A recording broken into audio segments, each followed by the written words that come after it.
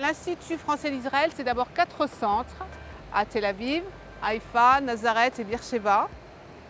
Que dans ces 4 centres, on va trouver des écoles de langue, des médiathèques, mais aussi des événements culturels.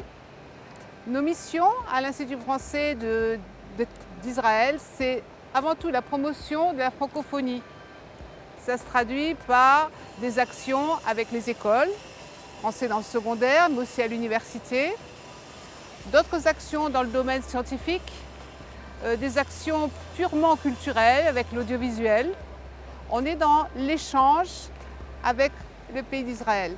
L'Israël, c'est un pays de 7 millions d'habitants dans lequel on compte à peu près 1 million de personnes qui ont le français en partage, soit parce que c'est leur langue maternelle, soit tout simplement parce qu'ils l'ont appris à l'école.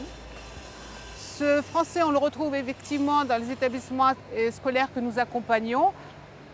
Environ 19 000 élèves apprennent le français en Israël et on va dire 1000 étudiants dans les départements de français ou d'études de français.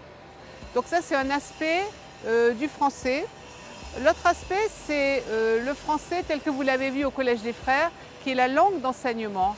Et là, nous suivons 5 établissements dans lesquels les enfants peuvent passer le bac français ou avoir de toute façon des études en français.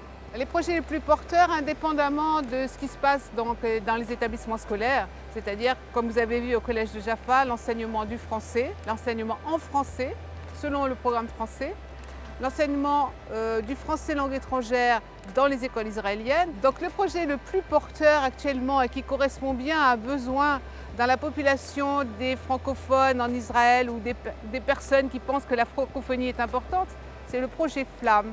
C'est un projet français langue maternelle qui au départ est prévu pour ces enfants qui arrivent de France ou de pays dans lesquels ils ont appris le français et qui souhaitent le conserver. Malheureusement, ils n'ont pas souvent la possibilité de trouver du français dans les écoles qui sont près de chez eux.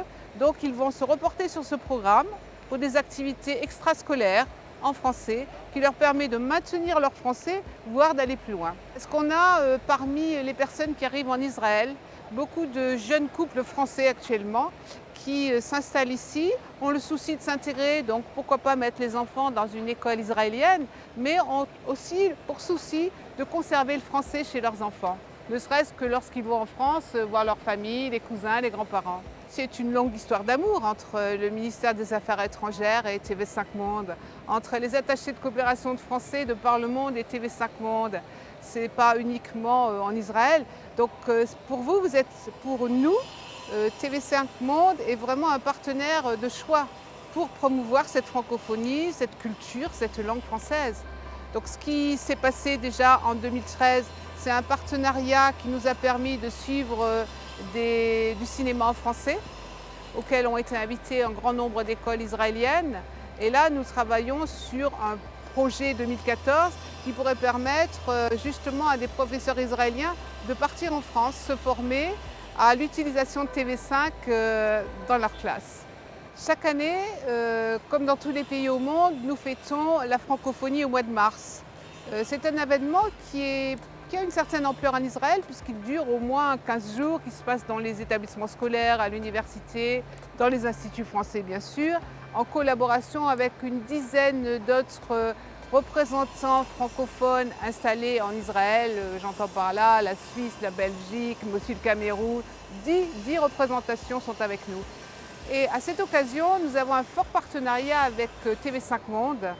À l'occasion de ces événements, nous faisons pratiquer la fameuse dictée de la francophonie qui comprend les 10 mots qui chaque année nous sont donnés par notre ministère de la Culture. Nous avons aussi avec TV5 un partenariat dans le cadre du cinéma, justement dans le cadre de la francophonie, où sont invités, on va dire, 300 à 400 élèves chaque année pour prendre connaissance du cinéma français.